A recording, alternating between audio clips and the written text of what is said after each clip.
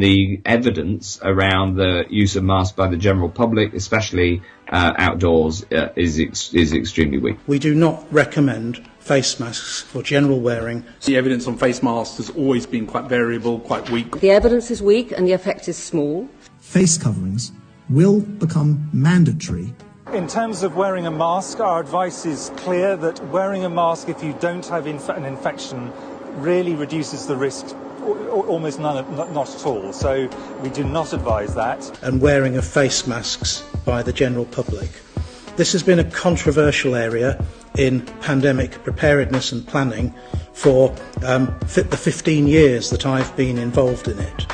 And indeed, I was on the phone this morning to a colleague in Hong Kong who's a professor there, who's done the evidence review for the World Health Organization on face masks, and we're of the same mind that there is no evidence that general wearing of face masks by the public who are well affects the spread of the disease in our society.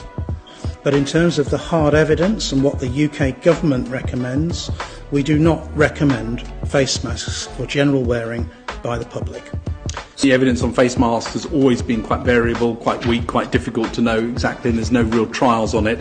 And we've undertaken a review. We'll give our advice to ministers and they'll make decisions about what to do around that. And the evidence around the use of masks by the general public, especially outdoors, is extremely weak. So we haven't got enough top-end masks. Is that what I take from that? That's not how I'm putting it. It's that we've got to make sure that they're prioritised, but also you've got to follow the evidence in terms of how effective mask wearing is. On face masks, we are guided by the science, and the government position hasn't changed. Professor McLean will explain the science. The government position, the UK government position, hasn't changed.